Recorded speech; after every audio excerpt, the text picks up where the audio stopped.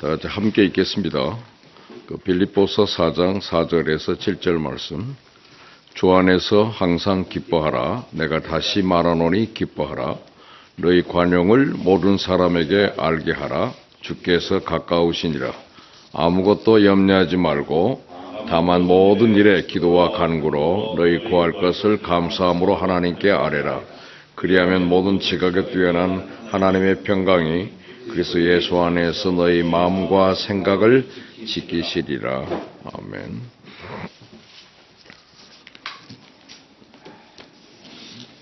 오늘 빌립보서입니다.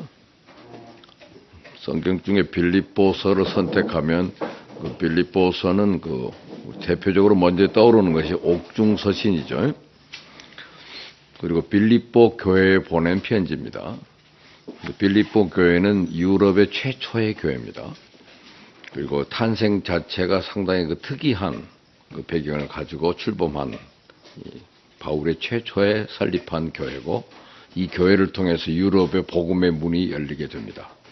복음의 통로 또는 관문이 되는데, 빌립보 교회 성도들에게 바울이 감옥에서 보내는 편지인데, 이것이 이제 절로 구분이 돼가지고 이렇게 나눠진 것은 15세기, 16세기 때 이루어진 거고요. 그 전에는 그냥 쓴 거예요, 편지로. 이것이 1장이 30절, 2장이 30절, 3장이 21절, 4장이 23절이니까 모두 합해서 104절입니다. 그래서 빌립보서는 104절. 근데 그 중에서도 이렇게 빌립보서 하면 떠오르는 말씀이 뭡니까? 내게 능력 주신 자 안에서 내가 모든 걸 할 수 있다. 이 말도 아주 4장 13절 말씀인데, 이 빌립보서에서 중요한 말씀 중에 하나죠. 떠오르는 말씀들이. 1장에는 무슨 말씀이 떠오릅니까? 내가 당한 일이 오히려 복음의 진보가 되었다라든지. 그래서 1장 12절 말씀, 또 2장에는 너희 안에 이 마음을 품으라고 그리스도 예수의 마음이니 하는 말씀들이 이 본문 중에서 가장 유명한 말씀으로 부각이 됩니다. 3장에는 내가 달려갈 길을 다 가고 끝까지 표대를 향하여 달려간다는 말씀, 이것이 3장의 주요 말씀이고, 4장에서 제일 많이 읽혀지는 말씀이 오늘 본문입니다. 4장 4절부터 7절 선택하면 굉장히 안도의 숨을 쉬어야 되는 아주 유명한 말씀이고, 우리에게 중요한 메시지가 담겨져 있기 때문에 그렇습니다. 그래서 오늘 영어로 된 본문을 좀 잘 보십시오. Rejoice, 그러니까 명령이죠. In the Lord always. 주 안에서 rejoice always, 항상 기뻐하라. 이것은 바울이 늘 쓰는 언어죠. 데살로니가전서 5장 16절에 유명한 항상 기뻐하라. 네, rejoice always인데 여기다 in the Lord란 말이 붙어 있습니다. 주 안에서. 그리고 내가 I will say it again. 다시 말하노니 rejoice 하고 강력하게 명령했습니다. 그러고 난 다음에 5절에는 뭐예요? 너의 gentleness란 말은 고상함, 그죠? 부드러움, 또 온유, 이런 것들을 be evident to all, 모든 사람에게 명백하게 나타내십시오. 그 말이에요. 야, 참 그 사람 좋은 사람이 돼. 그 사람의 온유함, 부드러움, 고상함, 젠틀함, 그것을 모든 사람이 나타내라. 이것은 어디에서 필요한 언어일까요? 그것은 인간관계 언어죠. 주께서 가까이 계시니까. 그러니까 주께서 가까이 계신단 말일 때 이 번역이 로드라고 번역된 것은 구약 성경에서는 전부 여호와란 이름을 로드라는 단어를 썼습니다. 그러니까 언약의 하나님, 우리의 인생을 책임져 주시는 그 하나님이 함께 계시니까, 가까이 계시니까. 요즘 유명한 언어가 느낌 아니까. 근데 주께서 가까이 계시니까 그 말이에요. 그 다음에 6절은 유명한 6절 말씀 거의 외우는 말씀이죠. Do not be anxious about anything. 아무것도 염려하지 말고 다만 in everything, 모든 일에 기도와 간구로 by prayer and petition. 그러니까 기도와 간구는 수단이죠. 그런데 항상 뭘 껴서 기도해야 됩니까? 기도에는 with thanksgiving, 감사가 함께 들어가야 돼요. 웬만할 때 감사합니다. 이 말이 기도 속에 늘 삽입되어져야 될 언어예요. 기도하다가도 잠시 멈추면 감사합니다. 감사합니다. 하고 들어가란 말이에요. 감사함으로 프레젠트 내놔라 그 말이죠. 제시하라 또는 현재란 뜻도 되고 선물이라는 의미도 되죠. present your request 당신의 요구 사항을 그죠? 당신의 모든 요구를 누구한테? 하나님께 프레젠트하라는 거예요. 그죠? 하나님께 내놔라 그 말입니다. 혼자 스스로 다짐하면서 나는 젊다 그걸 얘기하는 것은 자기 최면입니다. 성경은 하나님께 말하라고 되어 있어요. 하나님께 프레젠트 보여줘. 프레젠트는 보여주다예요. 너의 요구를 하나님 앞에 보여줘. 그 말 보여줘. 그러면 the peace of God 하나님의 평강이 다른 말로 히브리 말로는 샬롬이 어떤 샬롬입니까? which transcends all understanding 모든 이해 understanding이라는 말을 지각이라고 번역되고요. 통찰력 이런 모든 것 understanding 지각을 옛날 구약 성경에는 총명이라고 번역을 했습니다. 지혜와 총명할 때 총명을 영어로 understanding이라고 그래요. 그러니까 모든 총명을 초월하는 우리 인간이 가질 수 있는 생각을 초월하는 그죠? 하나님의 샬롬이 will guard 가드는 지키다잖아요. 보디가드. 너의 마음과 이 마음하고 생각을 구별하는 단어가 하트와 마인드입니다. 그죠? 하트 앤 마인드. 또 한 가지는 이제 혼이라고 하는 말을 쓸 때 soul이라는 말을 씁니다. soul. Your soul force 그러죠. soul. 그러니까 이게 soul과는 구분이 되는데 그래서 minds는 생각입니다. 마음과 생각을. 인간의 모든 불행한 것들이 다 어디서 나오냐면 생각과 마음에서 나옵니다. 그죠? 부질없는 생각에. 순간 그런 생각이 들더라고. 그런 생각이 마음으로 들어가죠. 그러니까 생각과 마음이 분리되어 있지만 같이 움직입니다. 사탄의 공격 목표는 세 군데라 그래요. 이 마음, 생각, 또 한 군데가 어디입니까? 입술입니다. 입술을 공격해요. 입술에서 부정적인 말이 나오면 그걸 틈을 타서 들어가요. 그다음에 이 언어 관리가 굉장히 중요합니다. 언어, 생각, 마음. 그것을 누가 지켜버린다는 거예요?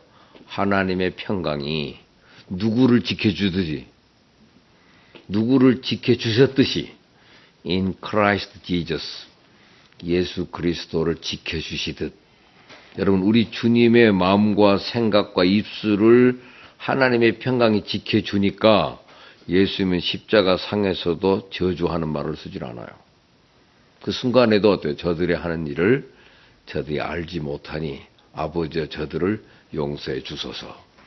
이 기도가 나오는 것은 그때 너의 마음과 생각을 그죠? 마음과 생각을 누가 지킵니까? 하나님의 샬롬 그 평강이 지켜주기 때문입니다. 그래서 그 모든 총명을 초월하는 모든 지각에 뛰어난 하나님의 평강이 그리스도 예수를 지켜주시듯 너의 마음과 생각을 지켜주시리라 그 말이죠. 그러니까 기도의 응답이라는 것이 마음과 생각을 지켜주시는 하나님의 평강을 경험하는 거예요. 그래서 오늘 4절, 5절, 6절, 7절로 이렇게 세트로 되어 있어서 우리가 늘 암송해야 될 말씀 오늘 여러분들이 이 말씀을 계속 암송하십시오. 그리고 묵상하면서 그 말씀을 되새기면서 또 영어로 되어 있는데 이 영어가 굉장히 쉬운 NIV로 되어 있는 영어입니다. 그러니까 외워버리세요. 제일 처음에 뭐였어요? Rejoice in the Lord always. 그죠? I will say it again. Rejoice. 이렇게 되어 있으니까는 외우기도 쉽고 아주 강력한 명령어입니다. 그래서 오늘 이 말씀을 통해서 우리가 삶이 건강하려면 이라는 주제로 이 말씀을 같이 나누려고 합니다. 건강에 대한 관심은 삶의 질과 비례합니다. 우리가 어린 시절에 신나게 놀다가 땅에 넘어져서 무릎이 깨지면 요새는 뭐 마데카솔 연고를 바르면 이렇고 소독을 하지만 옛날에는 흙 발랐습니다. 흙 뿌렸죠. 시골에서 비상약이라는 게 없습니다. 낫으로 소에게 먹일 꼴을 뜯다가 손이 베이면 쑥 뜯어서 돌로 쪄서 감았어요. 근데 그때는 그게 약발이 있었어요. 지금은 큰일 날이죠. 그 흙에 무슨 균이 그렇게 많은데 너 그렇게 하면 되냐. 그래서 이 개똥도 약에 쓰려면 없다고 다 가난했던 시절에는 그것도 약이고 약발이 있었어요. 지금도 가난한 사람들은 당장 먹고 사는 것이 급하기 때문에 건강에 대한 관심과 배려가 약할 수밖에 없습니다. 건강에 굉장히 신경 쓰는 분들은 잘 사는 사람들이에요. 먹고 살기가 바쁜 사람들은 그거 신경 쓸 겨를이 없는 거예요. 한때는 폐렴이나 천연두에 걸리면 불치병인 줄 알았던 시대가 있었습니다. 그러나 지금은 폐렴을 잘 사는 나라에서는 찾아보기 힘든 후진국병으로 불려집니다. 그리고 천연두는 1978년 4월 17일 지구상에서 사라졌습니다.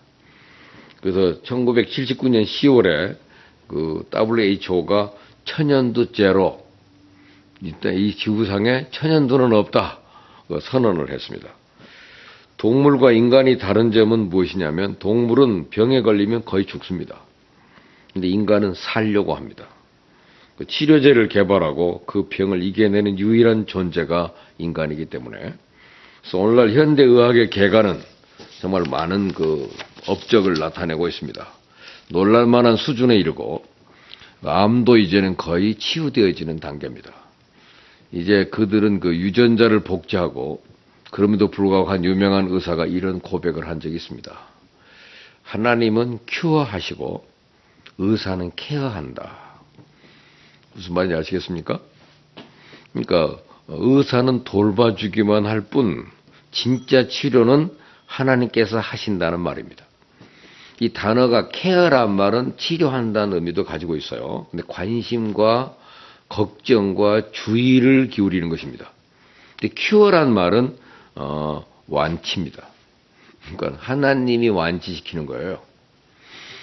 가끔 그 의사 선생님들이 이 환자 90%는 완치될 수 있습니다. 이렇게 말했다고 하지만 사람들은 항상 그 뒤에 있는 10%는 듣지 않아요. 90%는 완치됩니다. 하지만 10%는 안 된단 말이에요. 그 말은 인간의 한계가 있다는 사실입니다. 아무리 우리가 치료하려고 해도 케어는 하지만 큐어는 안 된단 말이죠. CURE와 CARE의 A자가 하나고 U자가 달라요. cure, care. 이게 불가능한 일입니다. 그래서 10%의 불행이 모든 사람에게 찾아옵니다. 그럼 환자 가족들은 의사가 능력이 없네, 의료사고네 하면서 악을 쓰는데 물론 의사들의 잘못도 있겠지만 의사 역시 인간일 뿐. 그죠?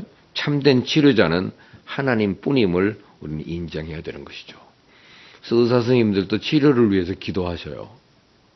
같이 기도합시다. 기도해야 됩니다. 그래서 치료는 하나님이 완치하시는 거고 의사는 치료할 뿐이다. 그런 말이 있습니다.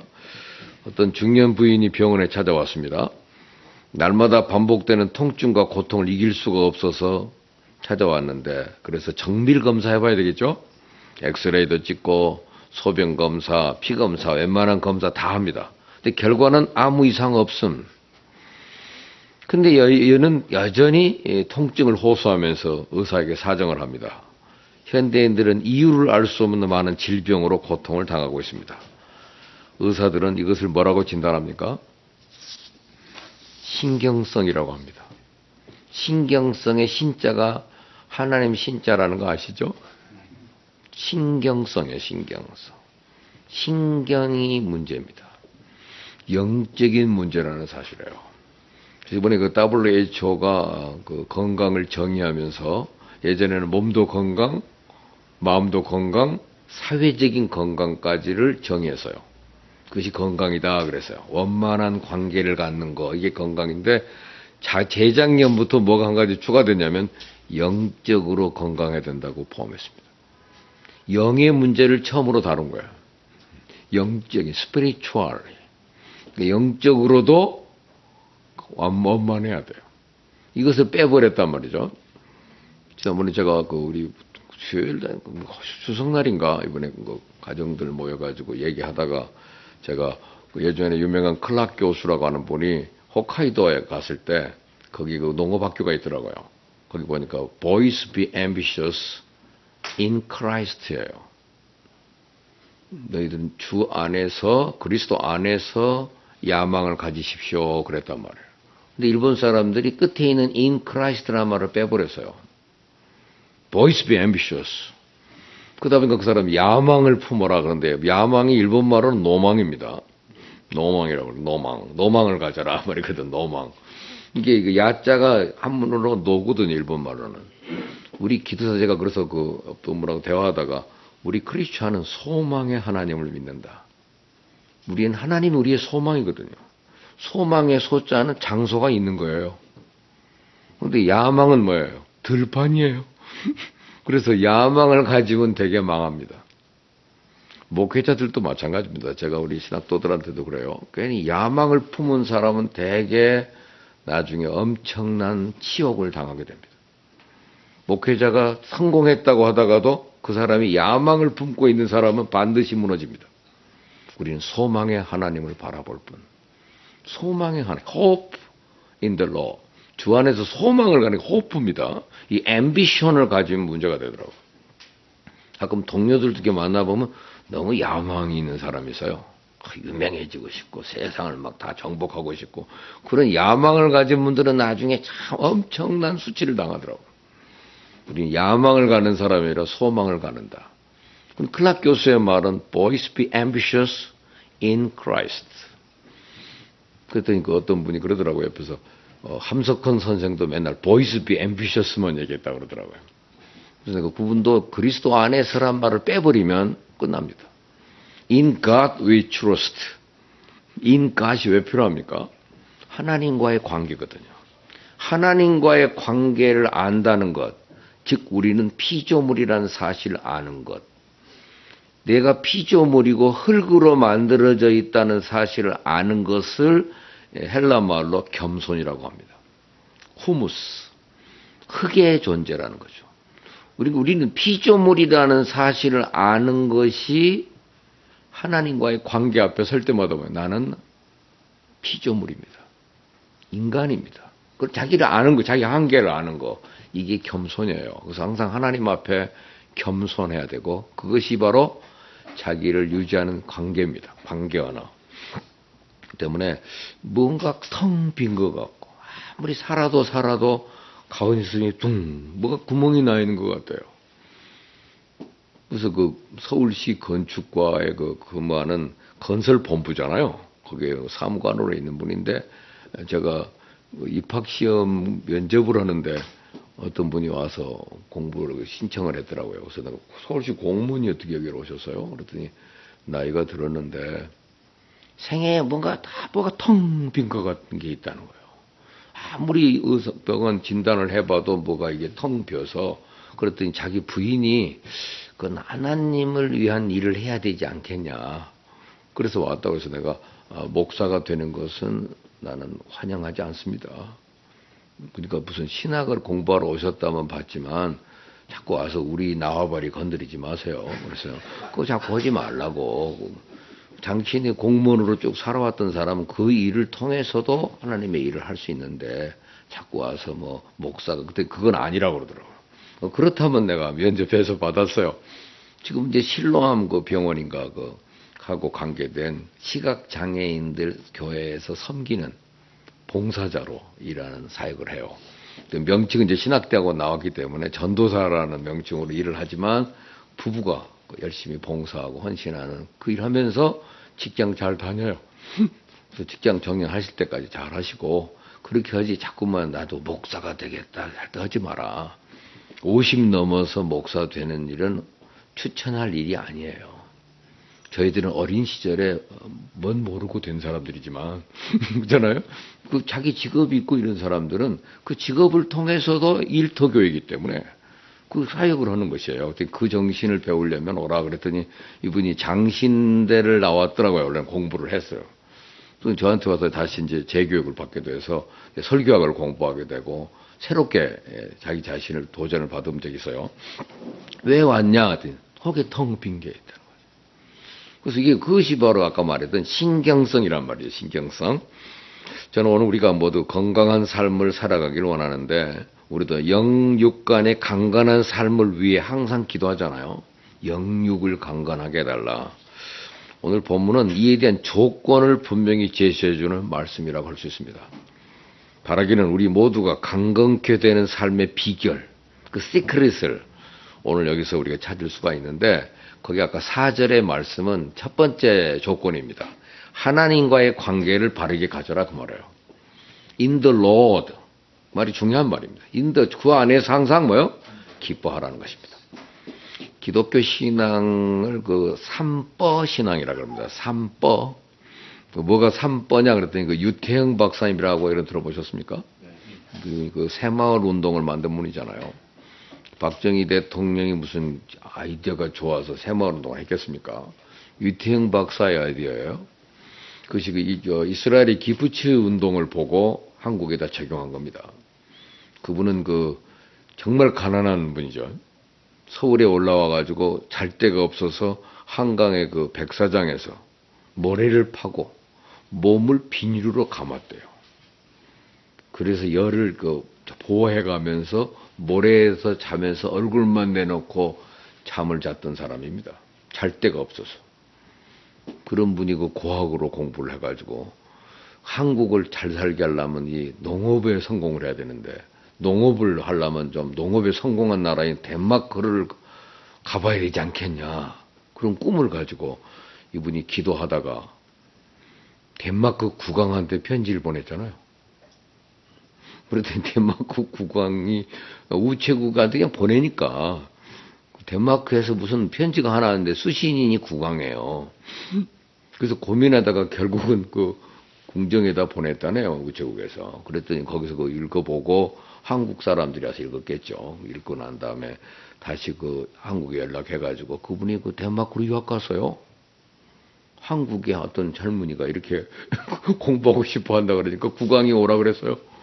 그래서 거기서 공부하고 덴마크로도 그분이 연설까지 할 정도로 거기 가서 덴마크를 배워가지고, 그러고 난 다음에 히브리 대학 가가지고 사회학을 공부하고 거기서 박사학위 받았습니다. 그 박사 받으면서도 거기서 well done, 아주 훌륭하다고 졸업장 위에다가 교수가 사인해주는, 요즘 같으면 졸업장 위에다가 낙서하는 거예요. very good 이렇게 써주면 이게 최우수상이랍니다. 그러나 우리는 왜 낙서냐 그러는데, 그 낙서가 있으면 최고의 사인이 붙은 걸 받았죠. 그분이에요, 유태영 박사. 그분이 삼뻐신앙, 오늘 이 빌립보서에 나온 말씀이 되죠. 삼뻐가 뭐야 했더니 기뻐, 두 번째는 예뻐. 누가 예쁘냐 했더니 기도 잘하는 사람이 예쁘대요. 답답한 일 있으면 기도를 해야지. 기도는 안 하고 낙심하는 것은 원칙에서 위반되는 거죠. 또 하나님 일에 바쁜 사람, 하나님 일에 바쁜 사람은 아플 시간도 없는 거예요. 아무리 유태영 박사를 우리 CBMC도 한번 초청해가지고 특강을 듣게 돼서요. 그분은 지금 상당히 연세가 드셨죠? 80대인데 미국에서 여행 갔다가 강연하시고 한국에 오셔가지고 시차 적응하는 시간이 필요 없이 바로 강의 나가시더라고요. 공항에 도착하시면 바로 약속 장소 가서 강연한대요. 어떻게 그런 비결이 뭐냐 그랬더니, 아니 비행기를 타고 왔는데 예쁜 여자들이 맛있는 음식 갖다 주고 친절하게 해주고 영화 서너 편 보면 오는데 뭐가 피곤하냐는 거예요. 이분은 생각이 달라요. 좋은 음식, 분위기 좋고 예쁜 여자들이 와서 친절하게 해주고 그런데 뭐가 피곤할 일이 있냐는 거예요. 그분이 그렇게 바빠요. 하나님 일에 바쁜 사람들은 항상 마음속에 내가 출세했습니다, 감사합니다, 출세했습니다, 감사합니다, 그 마음을 품고 사는 사람이 바빠 신앙이래요. 그러면 마귀가 틈을 탈 수가 없다는 거예요. 마귀가 와서 너 피곤해, 나 피곤해, 그 말하는 순간에 이미 입으로 여러분 정보를 주시면 안 됩니다. 요즘 내가 그렇다, 그러니까 자기 아프다는 사실을 자꾸 이렇게 공개한다든지 하는 것도 주의하셔야 돼요. 약점이 노출되잖아요. 나 오늘 피곤해 죽겠네. 그러면 죽을 일이 생깁니다. 그러니까 여러분 말에서 틈을 두면 안 돼요. 늘 그런 생각을 가지고 바빠야 됩니다. 하나님 앞에 늘 감사할 뿐이지. 이만하면 감사한 거지. 이 감사를 늘 유지하면서, 그래서 오늘 6절 말씀 with thanksgiving 그랬죠. 항상 감사함을 가지고, 이게 아주 좋은 단어예요. 기도와 간구로. 이 프레이어하고 패티션은 약간의 차이가 있습니다. 기도를 했는데 이게 조금 약한 것 같아. 기도를 하면서도 청원이 그럴 때는 패티션으로 종에다 적어서 기도하는 거예요. 정식으로 기도하는 것입니다. 청원 기도. 정식 청원을 하라는 거예요. 내가 그 여기를 공적으로 요청을 한다면 어떻게 말하면 되겠습니까? 사사로운 감정 빼고 꼭 필요한 이것을 다시 한번 재구성해서 제출하는 방식을 청원 기도라고 합니다. 그것을 우리 한문으로 간구한다 그래요. 그래서 기도와 간구로. 기도만 해갖고는 안 돼요. 기도와 청원이 있어야 돼. 정식 절차를 밟아서 보고해 그럴 거 아니에요. 그냥 지나가고 이제 자꾸 와서 얘기를 해. 나 여기 오른뼈 이빨이 아파가지고요. 뭐 제가 자꾸 그런 얘기를 얘기해 와서 정식으로 와서 치료를 요청을 해야지. 그잖아요. 예약 받고 전화를 해야지. 어떤 CBMC 어떤 회장님이 여기다 전화를 했대.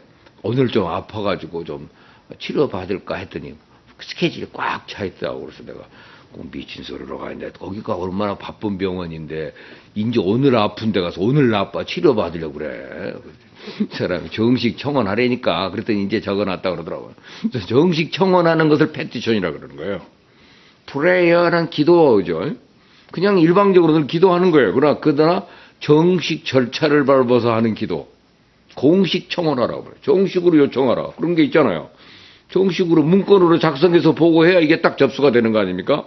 그래서 그 패티션을 할 때 그 일을 이루어지기 위해서 얼마나 많은 작업들이 진행이 되겠어요. 우리의 기도에 응답하기 위해서. 그럴 때니까 항상 감사함으로. Present your request.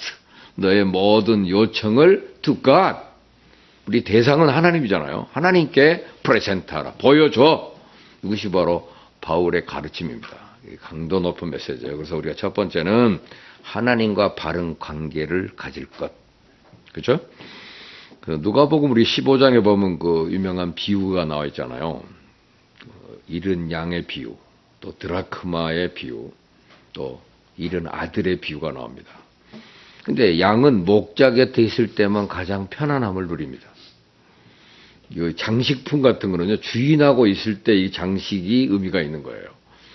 그리고 둘째 아들도 마찬가지죠. 잃어버린 아들도 아버지 옆에 있을 때가 가장 편안했던 것입니다. 그래서 in the Lord, 주 안에서, 그리스도와 함께 주 안에서 기뻐하라는 얘기죠. 그래서 항상 하나님과의 관계입니다. 하나님을 잃어버린 인간의 모습, 하나님과의 관계성이 깨지면 결코 강건한 삶을 살아갈 수가 없습니다. 하나님하고 뭔 상관이 있어야지 인생이. 내 몸이 내게 아니고 만드신 분이 계시잖아요. 신이 계시다. 하나님이 계신데 하나님께서 내 몸을 어떻게 지켜주느냐. 그게 중요하다는 걸 아는 사람만 기도가 가능한 거예요. 목사님한테 기도해 줘 해서 내가 당신 하나님을 믿습니까? 안 믿는 사람을 놓고 기도해 줄 수는 없어요. 관계가 있냐 이 말이에요. 저는 본 어떤 분은 정말 교회에 헌신을 많이 한 분이더라고요. 이분은 굉장히 우리에게 필요한 존재고 애쓴 분입니다. 이분을 위해서 기도를 요청하는데 도와주시길 바랍니다. 우리도 옆에서 기도할 수가 있더라고요. 이분의 요청에 대해, 이분의 헌신에 대해서 우리가 잘 아는 바입니다. 이분을 위해서 하나님 기도해 주십시오. 이게 기도하는 것을 성경이 뭐라고 그래요? 의인의 간구는 역사하는 힘이 크다. 그럴 때 의인의 기도는 옆에 효과적이라는 뜻이에요. 옆에서 도와주는 사람의 기도도 효과적인 것입니다. 어떤 사람이 기도할 때 항상 목사님 기도해 주세요. 그러면 같이 기도한다는 게 굉장히 큰 힘이거든요. 그 일에 대하여 같이 기도해 주는 사람이 있을 때 그 기도는 효과적이라고 말해요. 우리가 어떤 청원을 했는데 어떤 유력한 분이 와가지고 이 사람은 참 훌륭한 분이야. 꼭 해줘야 돼. 이 한마디가 결정적인 역할을 할 수가 있습니다. 그래서 그것이 훨씬 효과적이다. 어디 그런 말씀이 있어요? 제임스, 야고보서 5장 16절입니다. 여기 쉽게 516입니다. 야고보서의 516, 의인의 간구는 훨씬 효과적이다 그 말이죠. 데살로니가 전서의 516, 항상 기뻐하랍니다. 그죠? 그러니까 516만 잘 외워도 이 메시지 전달이 쉬워요. 성 어거스틴은 그 회심한 이후 하나님과의 관계가 끊어질 것 같다 할 때마다 자기 팔뚝을 물어뜯으며 회개했답니다. 내가 왜 그랬을까요? 그리고 자기 몸을 물어뜯으면서 하나님 앞에 회개했다는 거예요. 루터는 자기 죄를 깨닫고 통회하면서 얼마나 괴로웠던지 절도를 했답니다. 왜 루터와 어거스틴이 건강한 삶을 살 수 있는 비결이 뭘까요? 하나님과의 관계 끊어지지 않으려고 그렇게 애썼다는 사실이잖아요. 그래서 우리가 자신과 사람들을 속이고 하나님과의 관계성을 자랑하는 사람은 결코 건강한 삶을 살 수 없습니다. 그래서 시편 51편 7절에 하나님은 상한 심령을 구한다 그랬어요. 상한 심령이 뭡니까? 하나님과의 관계성이 깨지는 것을 아파하는 사람이 상한 심령이에요. 그래서 아무리 극악한 범죄로 하나님과의 관계성을 깨뜨린 사람이라 할지라도 다윗처럼 상한 심령으로 돌아오면 회복의 은총을 받게 되는 것입니다. 그것이 그 회복의 은총이라는 말을 아까 큐어라는 단어로 사용해요. 큐어. 하나님이 그를 완치한다는 거예요.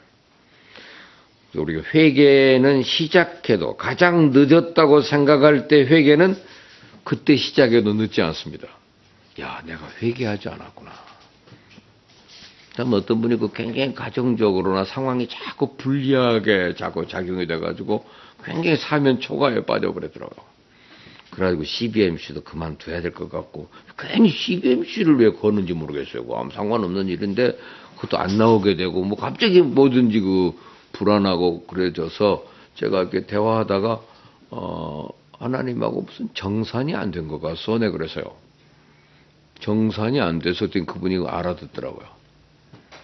그래서 내가 한 일주일 시간 드릴 테니까 그 기간에 금식을 하시든지 팔뚝을 물어뜯든지 뭔가를 조치를 해야 될 거예요. 그랬더니 그분이 일주일 금식했다고 그러더라고요. 자기가. 그리고 났는데 풀렸어요.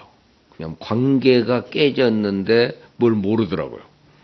우리 신앙생활, 그래서 자기가 이때까지 자기 의지와 자기 생각으로만 살아보려고 몸부림을 친 거예요. 내가 이렇게 되면 무너집니다. 하나님과의 관계가 회복이 돼야 돼요. 기쁨이 있습니다. 지금 제가 어느 모임에 가서 우리 분당 CBMC의 자랑 하나를 했어요. 웃는 시간이 있다, 우리는. 웃는 시간인데 제일 내가 히트되는 웃음이 펭귄 웃음이다, 내가 그랬어요, 펭귄. 가지고 제가 한번 시범을 보였더니 그냥 동시에들 다 웃고 난리가 났어요. 응? 아니, 그 얼마나 재밌고 손을 이렇게 펴고 말이죠. 딱 붙여갖고 헤헤헤헤 웃는 거 돌아다니는데 이것만 돼. 뇌는 웃을 때 얘가 기뻐서 웃는지를 알지 다른 생각으로 웃는지를 판단을 못 한다는 거예요. 그러니까 웃으면 항상 기뻐하라는 말은 기쁨을 유지하고 있으라는 얘기죠. 그래서 사도 바울은 어떤 상황에서도 우울증 요소가 안 보입니다. 왜? 하나님과의 관계가 있기 때문에. 항상 The Lord is near. 하나님이 가까이 계시다. 그랬잖아요. 하나님과 관계를 유지하고 살기 때문에 그래서 그는 항상 기뻐하라는 명령을 합니다. 다시 말하니 기뻐해라. 기뻐해야 하나님과 관계가 되는 거예요. 우울하면 하나님하고 뭐가 문제가 있는 겁니다. 항상 기뻐하라. 그래서 첫 번째는 하나님과의 관계고 아까 5절은 뭐예요? 이웃과의 관계입니다. 이웃과 바른 관계를 가져라. Let your gentleness be evident to all. 모든 사람에게 너의 그 젠틀리스를 명백히 보여줘라 그 말이잖아요. 보여줘. 그것이 주께서 가까이 계시니까. 사람이 세상 살아가면서 가장 중요한 것 중에 하나가 인간관계입니다. 어떤 이는 신앙은 좋은 것 같은데 인간관계가 형편없는 사람이 있어요. 특히 혼자 신앙적 우월감에 빠져서 아이고 저 지옥 갈 놈들 이렇게 말하시면 안 됩니다. 성경은 신앙과 더불어서 인간관계도 잘 맺을 것을 항상 강조합니다. 너희 관용을 모든 사람에게 알게 하라. 실존주의 철학자 중에 유명한 장폴 사르트르가 있었죠. 그 사람이 사람의 최대 원수는 다른 사람이다 그랬어요. 극단적인 표현입니다. 실제로 이웃이 사촌이 되는 경우도 있지만 원수가 되는 경우도 상당히 많이 있습니다. 사람이 독한 마음을 품거나 남을 미워하게 되면 늘 초긴장 상태예요. 털이 쭈뼛하게 서고 심장이 힘이 들어가고 어금니가 꽉 물립니다. 마치 고속으로 달리는 자동차와 같이 분노가 폭발하기 시작하는 거죠. 여러분, 성경에서 가장 강력한 메시지, 마태복음을 대표하는 말씀이 뭡니까? 마태복음 6장 33절. 너희는 먼저 그의 나라와 그 의를 구하라. 그리하면 이 모든 것을 너에게 더하시리라. 이 마태복음 6장 33절을 주기도문의 요약이라고 합니다. 그러니까 산상수훈의 핵심 교훈이 주기도문인데, 주기도문을 요약하면 마태복음 6장 33절이에요. Seek first his kingdom and his righteousness. 그죠? 그의 킹덤이란 말은 그의 통치를 말하는 것이고, 여기 그의 여러분, 하나님의 의란 말이 어디 적용됐던가요? 사람의 성내는 것이 하나님의 의를 이루지 못한다 그래서요. 어떤 상황에서도 분노하면 안 됩니다. 부부간에도요, 분노 때문에 결국은 깨지더라고요. 그렇죠? 그러니까 왜 화냈어 먼저 화내면 안 됩니다. 항상 먼저 화내시면 큰일 납니다. 제가 한번 말씀드렸죠. 호주에 제가 시드니에 갔다가 칼 지사장을 만나서 식사도 하고 그러면 꼭 제 어머니 모시고 갔다가 돌아온 길에 비즈니스 클래스로 바꿔주더라니까. 고맙죠. 근데 그 다음에 가서 한번 그 지사장님이 계신가 했더니 옮기셨다고 그러더라고. 또 왜 그러냐 했더니 갑자기 칼기가 좀 늦게 와가지고 이게 짐을 내리고 하는 시간이 좀 급했던가 봐요. 그런데 호주 직원한테 빨리빨리 하라고 막 몰아붙였대요. 근데 그 사람이 고소를 했대. 지사장님이 자기한테 화냈다고. 그래서 화냈다고서 저 심사위원회가 징계위원회에서 회부돼가지고요. 물어봤어요. 본인 화냈냐? 화내. 급해갖고 그랬다고. 한국 사람 느낌 알아요, 그거. 빨리빨리 서둘렀다고 그러겠죠. 호주 사람들 서두르지 않습니다. 아니면 내일 하면 되지. 그거 서두르지 않거든요. 그렇지만 당신 화냈으니까 보직 해임 당했대요. 소해진 거예요. 여러분, 분노하는 것은 하나님의 의를 이루지 못합니다. 어떤 순간에도 먼저 화내시면 안 됩니다. 자식이 얘기하다 보면요, 화날 일이 너무 많아. 이번에도 화가 팍 날 일이 생기는데 문득 이 말씀 생각나요. 사람의 성내는 것이 하나님의 의를 이루지 못한단 말은 의를 구하지 않았으니까 이 모든 것이 내게 오질 않잖아요.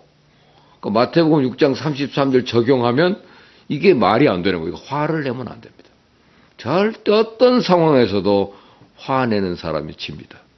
누가 분노하나를 보는 거예요. 먼저 누가 화내나. 그 분노와 함께 사탄이 역사합니다. 그러니까 절대 화내면 안 됩니다. 남북관계도 화내시면 안 돼요. 누가 분노하는가.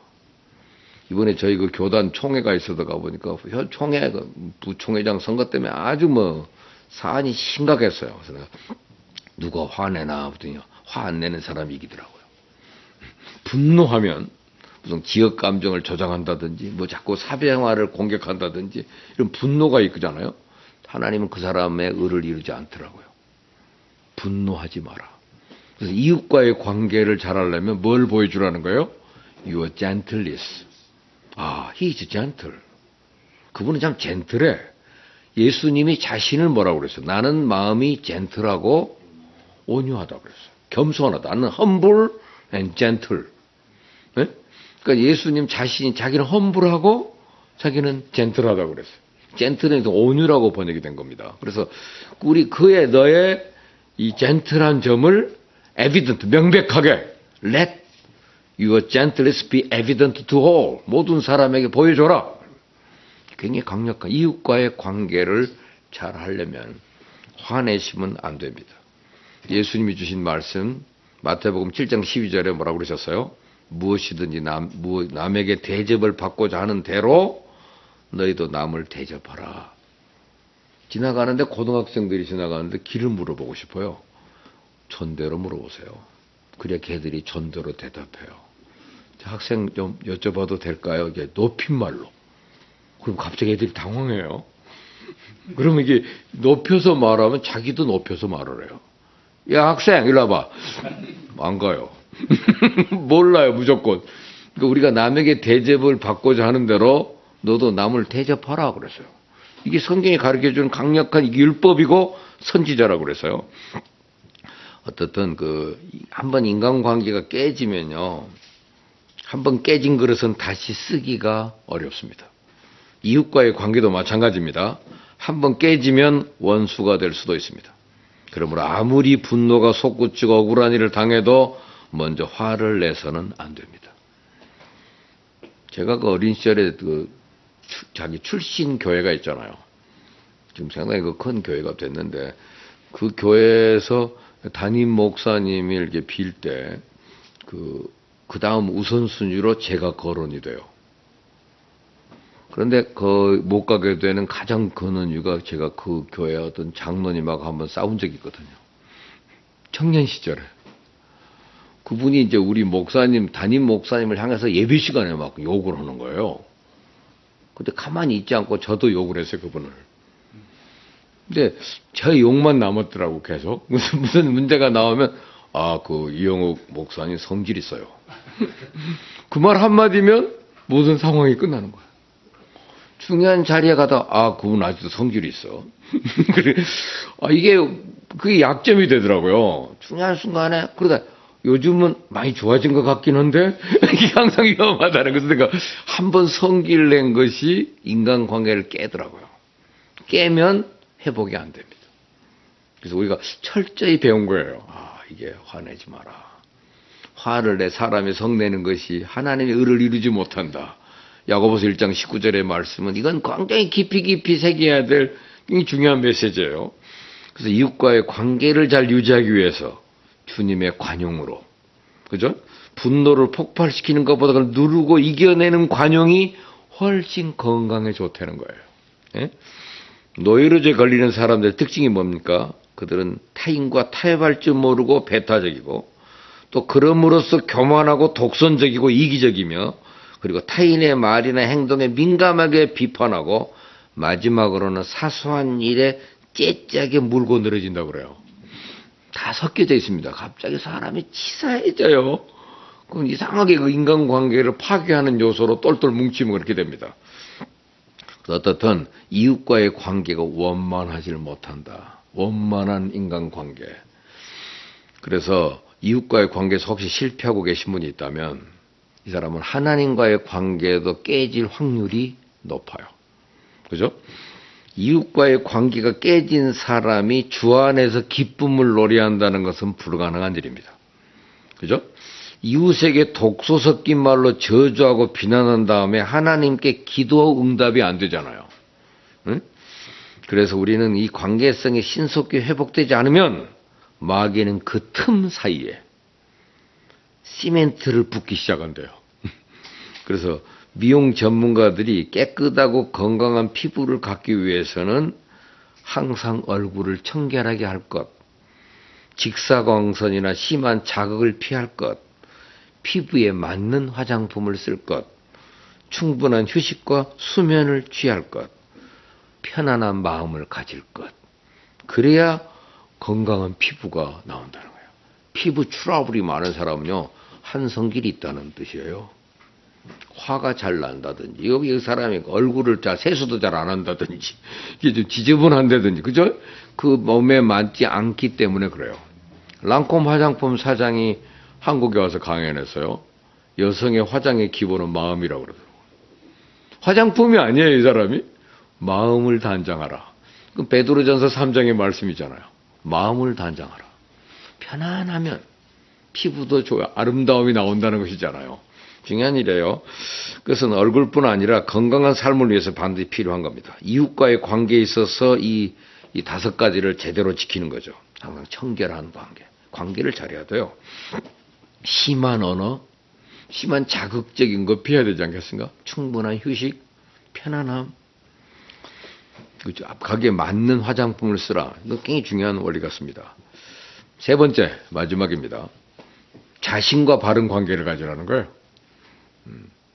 자신과 좋은 관계를 가는 거. 그 6절이 바로 그거잖아요. 한국 전쟁의 영웅 메가더 장군, 뭐 일부에서는 메가더를 그 우리나라에서 좋게 여기지 않는 사람들도 서로 있습니다. 그분 때문에 이게 분단이 고착화되고 이렇기 때문에 거기에 대해서 싫은 사람도 있지만 유명한 분 아닙니까? 근데 그분의 주치였던 그 캐나다 중령이라는 분이 주치의랍니다. 또 우리 장교들이 되게 중령이 이분을 전임했는데 메가더는 그 다루기 좋은 사람이냐 물어보니까 앓는 일이 없어요 그래. 이분은 아픈 적이 없대요. 그러니까 주치의가 할 일이 없는 거예요. 메가더는 자신의 건강 비결이 일과적인 낮잠, 절식, 누우면 바로 잠들기. 이게 몸에 배어 있답니다. 낮에도 꼭 한번 낮잠을 잔대요. 낮잠을 자기 몸을 이완시켜 주는 거죠. 그리고 절식하는 거. 김대중 대통령도 항상 이 원리를 같이 따랐답니다. 그래서 자기를 그 어려움 속에 나중에 이제 뭐 정치적으로 압박을 당한다든지 신체적인 제약이 돼서 그분이 이제 세상을 떠났지만은 자기가 자기 몸을 잘 챙기기, 이것도 중요한 일입니다. 건강한 삶은 자기 자신에 대한 철저한 관리가 있어야 됩니다. 아무런 노력 없이 안이하게 있는 사람이 건강하다고 할 수 없죠. 살이 많이 찌고 체격이 좋다고 해서 건강하지 않습니다. 건강한 삶은 자기 자신과의 관계에서 성공한 사람에게 주어지는 하나님의 선물이기 때문입니다. 그래서 건강한 몸을 만들기 위해서는 헬스나 에어로빅 합을 합하는 것도 좋아요. 날씬한 몸매를 위해서는 수영이나 다이어트를 하는 것도 좋습니다. 그러나 무엇보다 중요한 것은 영적 관리가 중요하다는 것이죠.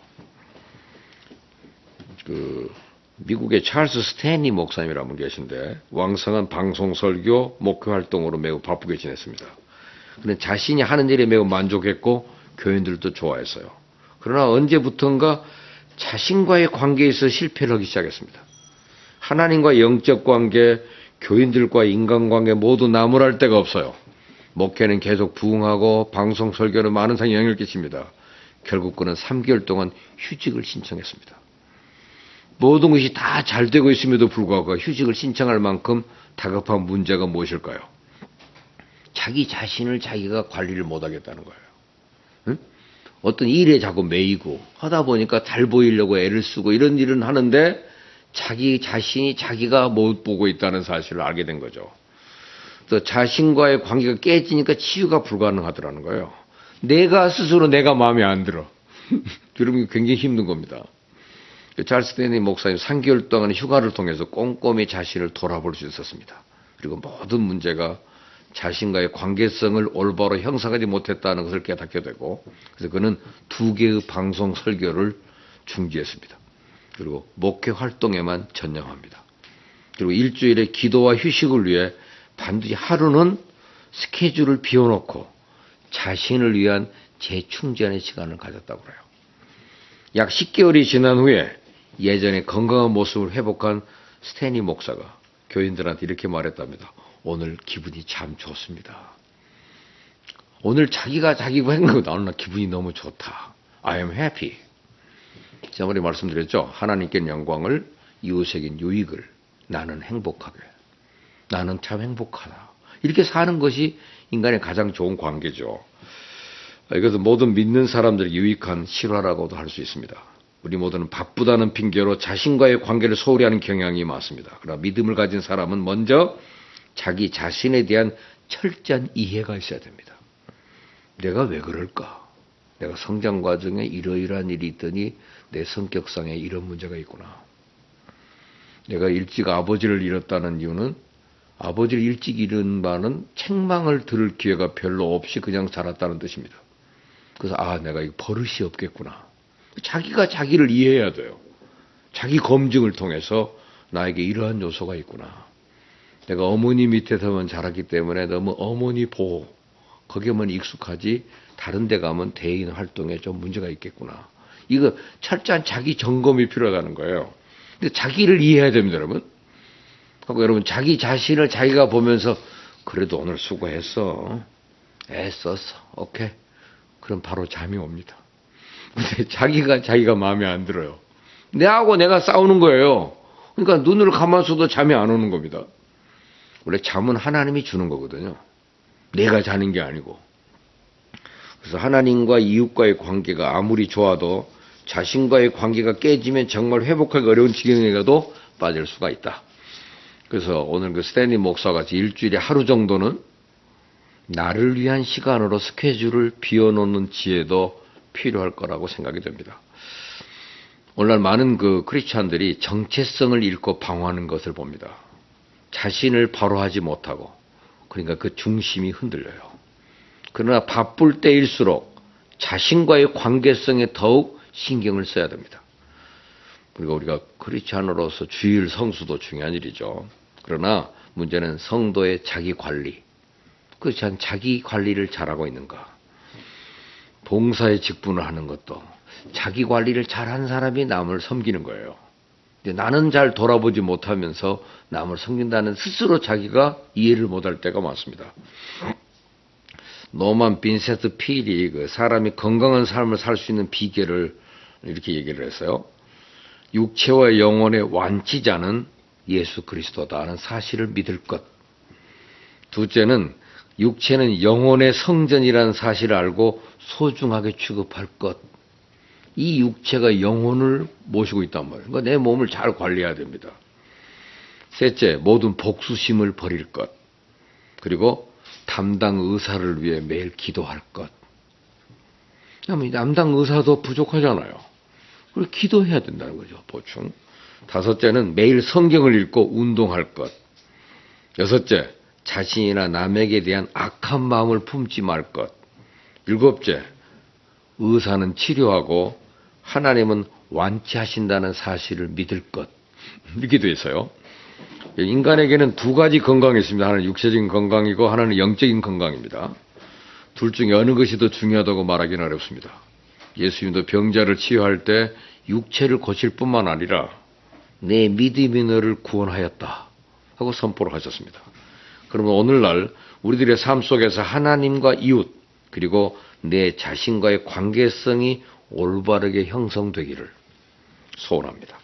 그래서 우리 모두 하나님과 이웃과 내 자신과의 관계에 있어서 전인적인 건강을 충만히 누리기를 소원합니다. 기도하겠습니다. 하나님 아버지, 오늘 저에게 주신 이 말씀 늘 들어도 또 새삼스럽고 또 늘 새롭고 우리 자신을 변화시킬 수 있는 말씀입니다. 특별히 이 말씀 앞에서 하나님과의 관계, 이웃과의 관계, 그러면서 동시에 나 자신과의 관계에 우리가 만전을 다하여 늘 준비된 사람으로 섬기는 사람으로 살아갈 수 있도록 축복해 주시옵소서. 예수님 이름으로 기도합니다. 아멘. 이제는 우리 주 예수 그리스도의 은혜와 하나님 아버지의 무한대하신 사랑과 성경에 감화하시며 감동하시며 교통하심이 이 자리에 모인 주의 백성들의 머리 위에 저들의 가정과 또 삶의 현장 위에 그리고 우리 형집과 위에 이제로부터 영원토록 함께 계실지어다. 아멘.